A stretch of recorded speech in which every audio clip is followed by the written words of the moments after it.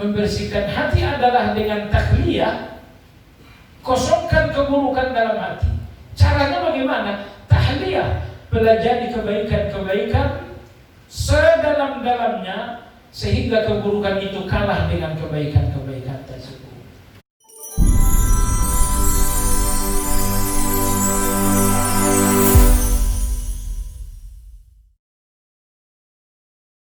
Dengan Al-Quran, maka Allah berfirman dalam Al-Quran, ya ayuhan nas, qad ja'atkum maw'izatun min rabbikum wa shifaa'un lima fis sudur wa hudan wa maw'izatun lil muttaqin. Wahai manusia, telah datang kepada kalian peringatan Allah, yaitu Al-Quran.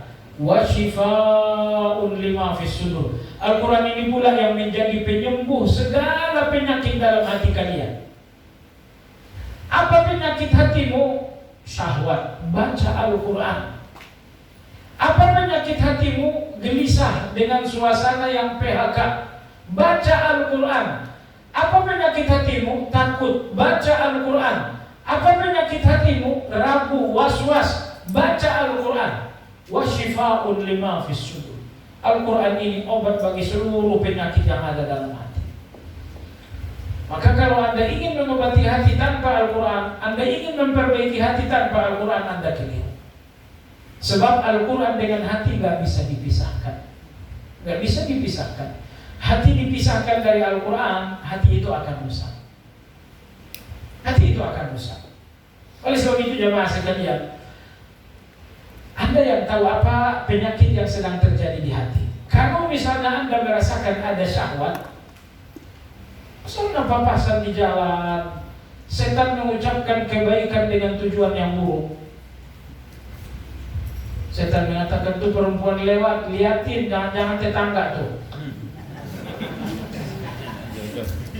Imam Ahmad rahimahullah ta'ala berkata, setan kadang-kadang membuka 10 pintu kebaikan untuk menjebak manusia di dalam satu kejahatan.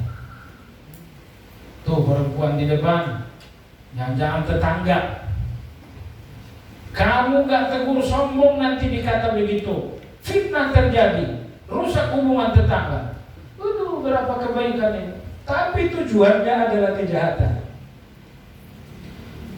Tapi kalau Anda pun tidak sadar dengan tipu daya, akhirnya Anda terjebak di jihad juga. Jemaah sekalian, kasih sayang terbesar Allah untuk kita salah satunya, Allah nggak menghukum kita dengan pandangan yang pertama.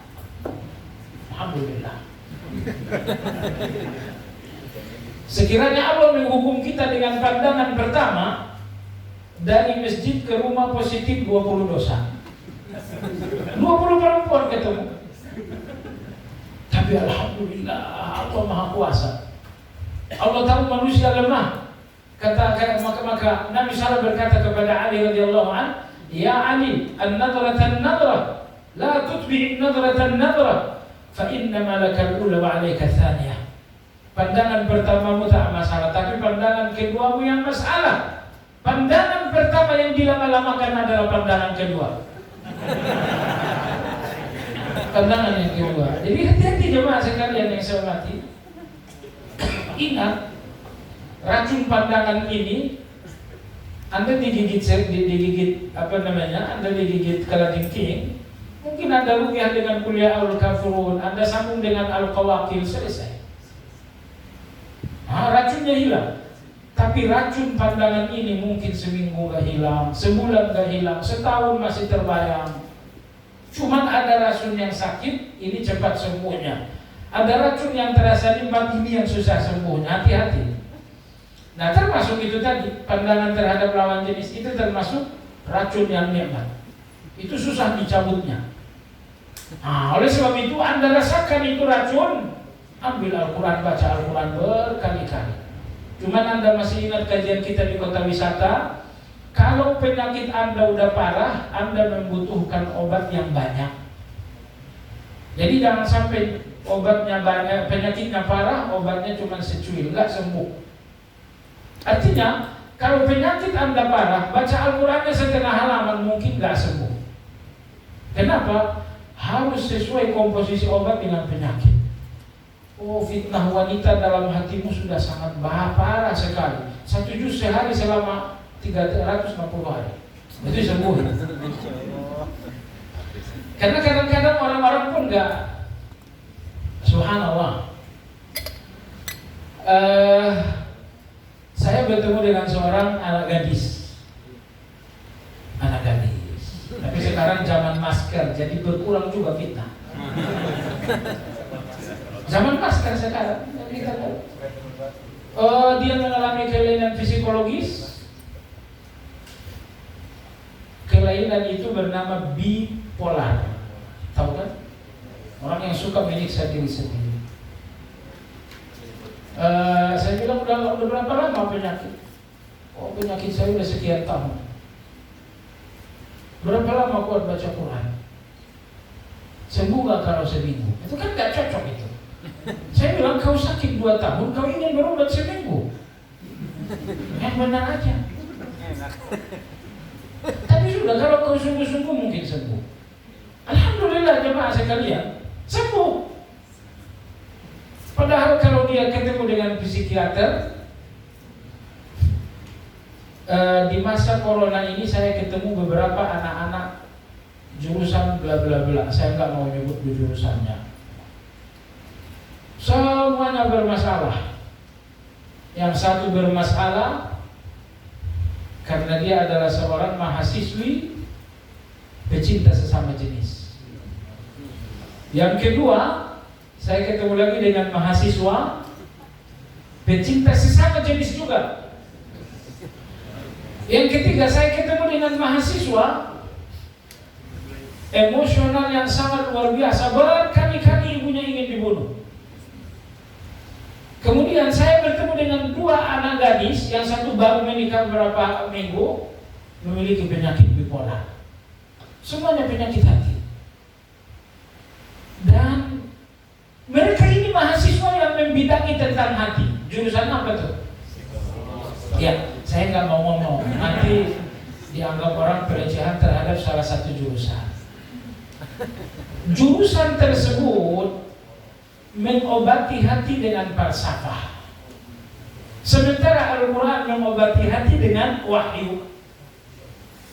Alhamdulillah, wanita dengan penyakit bipolar tadi, ada 2 yang mengalami penyakit bipolar, yang satunya sembuh setelah beberapa minggu memperbanyak Al-Quran. Anggaplah sekitar 2 bulan baca Al-Quran, sembuh, bipolarnya hilang.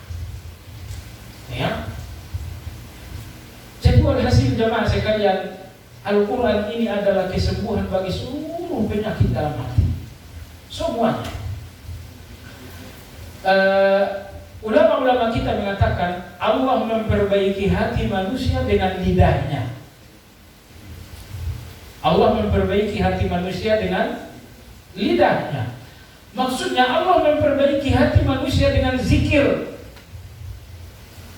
Dan zikir yang paling mulia adalah Al-Quran. Maka Anda ingin memperbaiki hati, jawabannya perbaiki hati Anda dengan lidah. Perbanyak zikir kepada Allah Azza wa Jalla. Dan zikir yang paling mulia adalah Al-Quran. Allah berfirman dalam Al-Quran, "Qad aflaha man tazakka wa dzakara isma rabbih fasalla."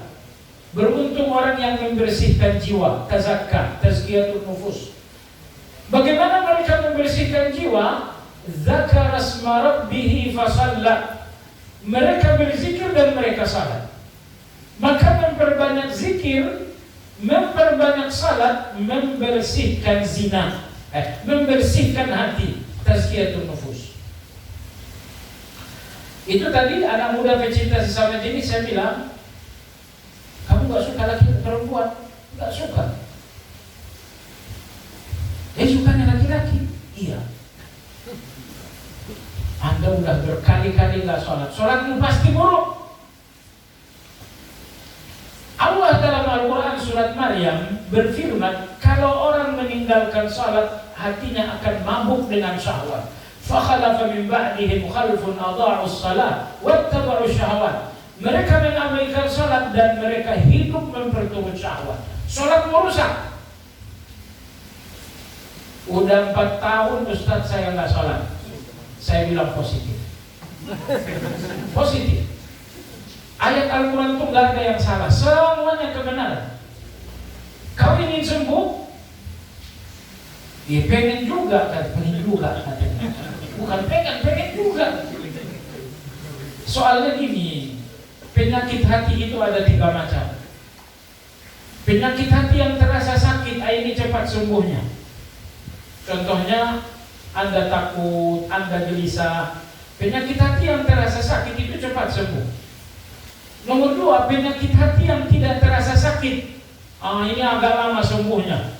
Contohnya kebodohan, keawaman, enggak ngerti baca Quran, enggak ngerti hadis Nabi, enggak ngerti tauhid, kebodohan, penyakit hati tapi enggak terasa sakit. Ini relatif lebih lama disembuhkan. Penyakit hati ketiga yang parah, penyakit hati yang justru terasa nikmat, itu sangat sulit. Contohnya adalah syahwat. Penyakit hati tapi terasa nikmat, ini sangat susah. Saya bilang sama anak muda ini, kalau kamu tak merasa sakit, kamu pun tak berobat. Karena yang berobat adalah orang yang merasa sakit.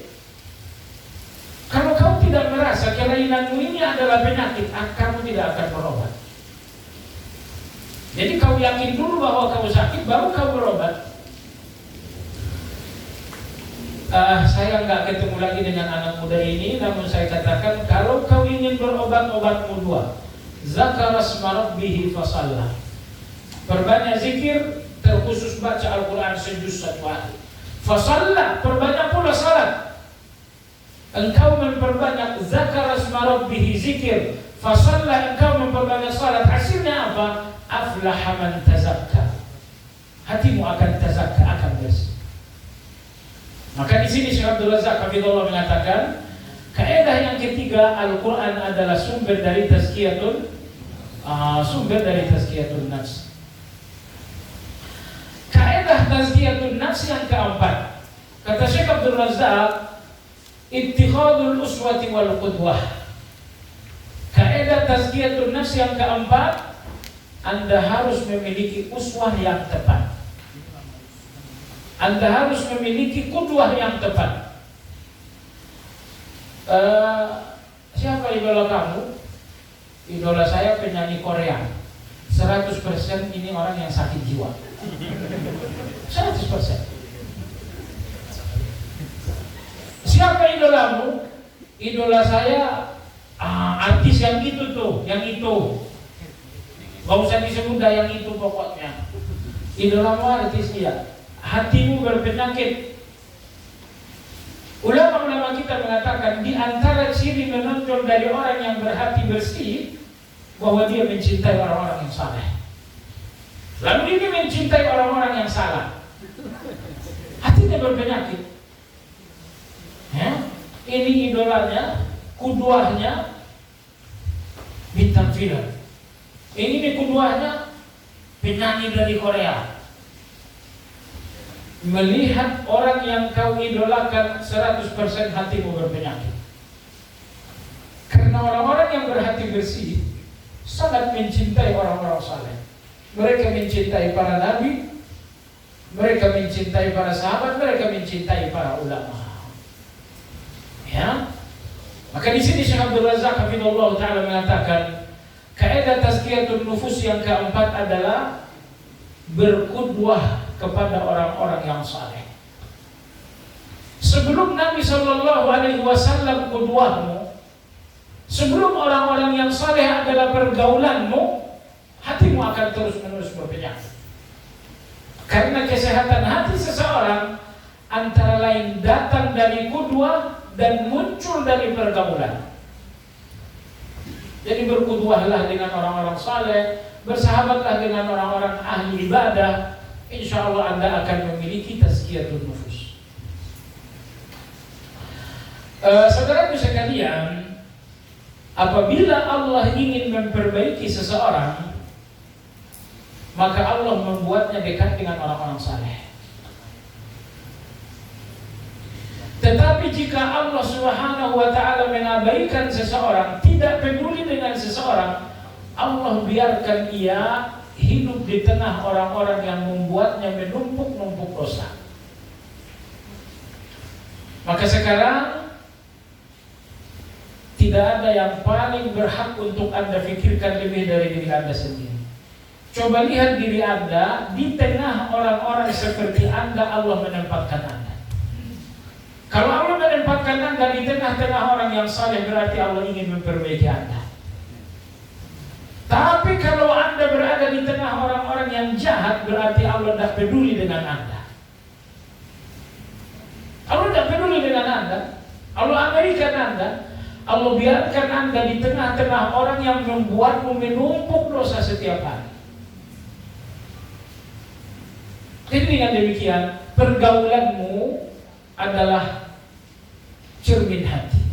Hati yang bersih akan bergaul dengan orang-orang yang saleh. Tapi hati yang kotor tidak nyaman kecuali dengan lalat itu lebih nyamannya di tong sampah. Dia lebih nyaman di tong sampah. Ini ada rumah, ini ada kamar, di sini ada AC, enggak, dia tetap nyari tong sampah. Karena hati yang kotor enggak nyaman kecuali dengan kotoran.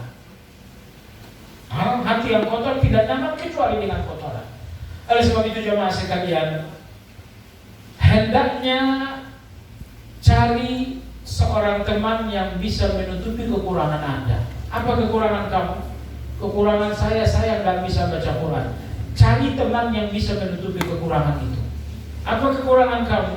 Kekurangan saya termasuk orang yang serakah. Cari orang yang bisa mengajarimu tentang sederhana dan zuhud. Apa kekurangan kamu?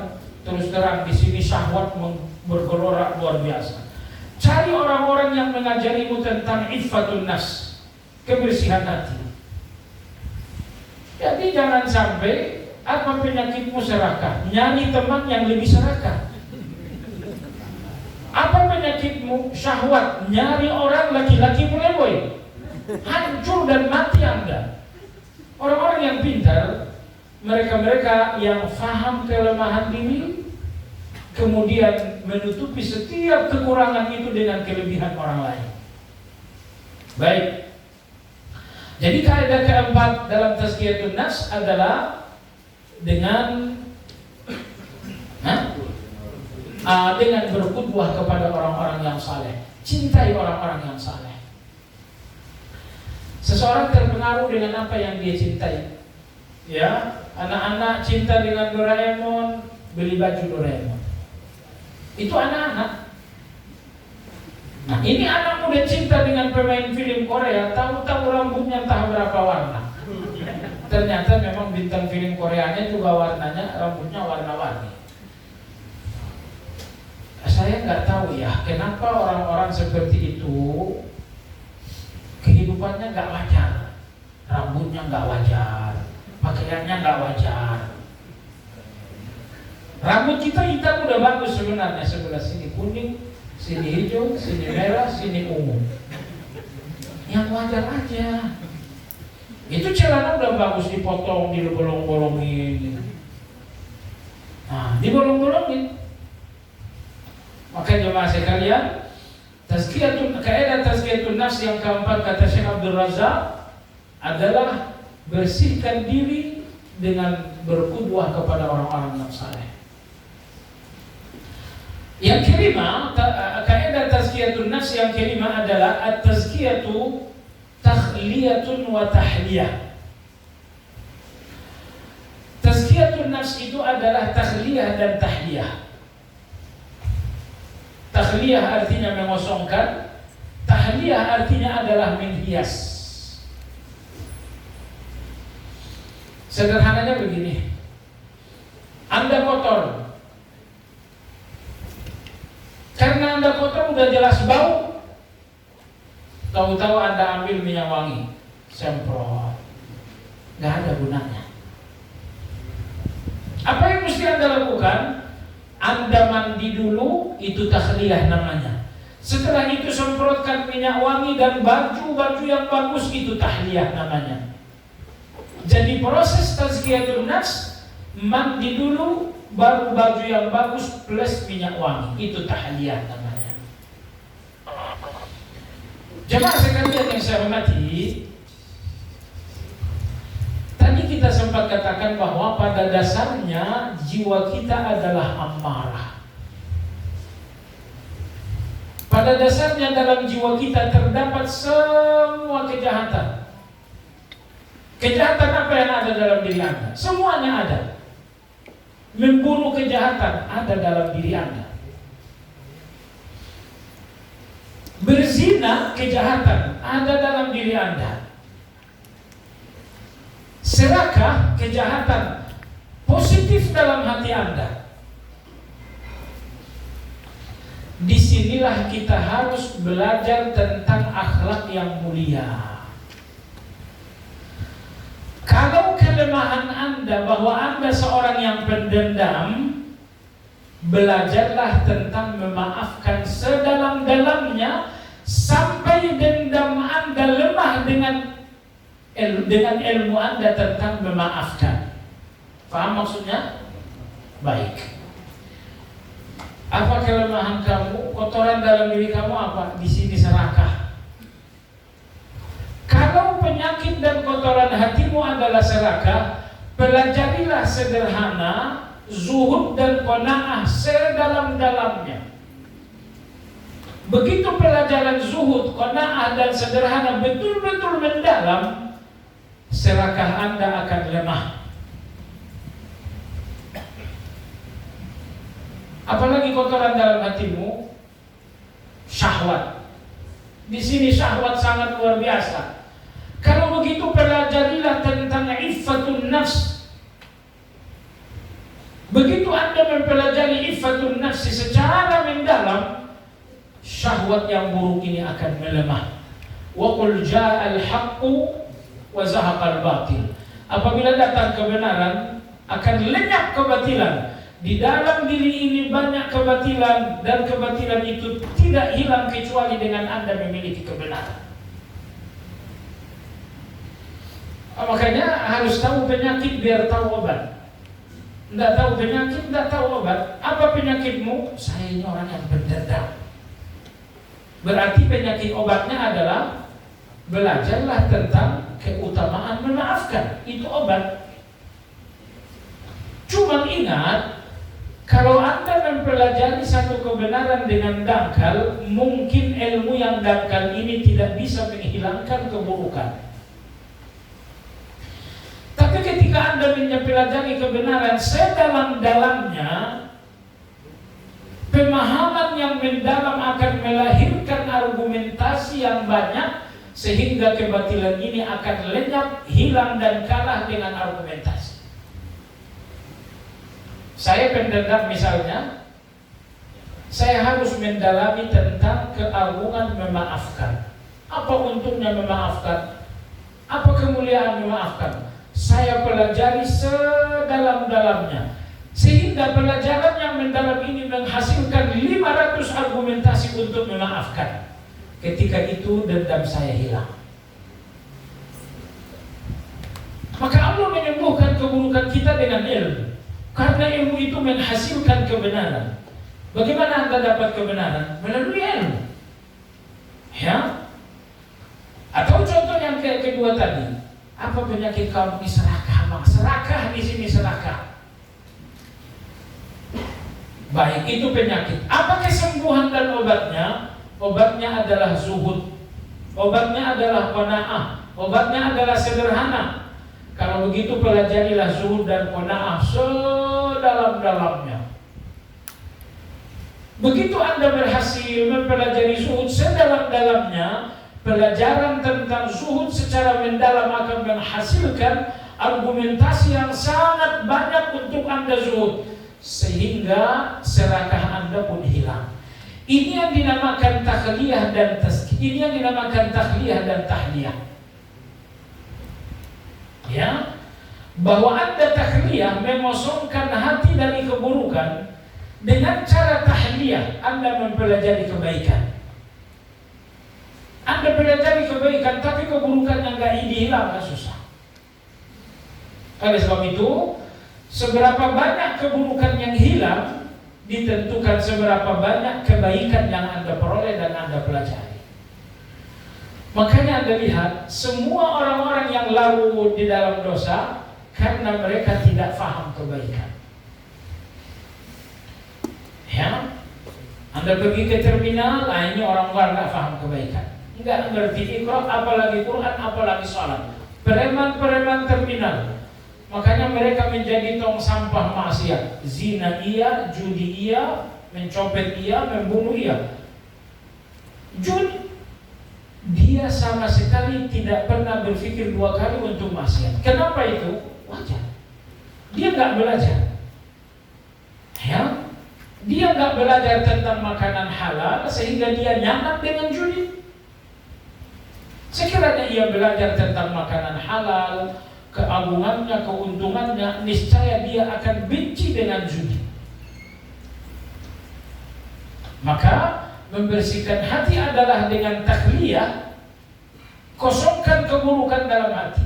Caranya bagaimana? Tahliyah, pelajari kebaikan-kebaikan sedalam-dalamnya sehingga keburukan itu kalah dengan kebaikan-kebaikan.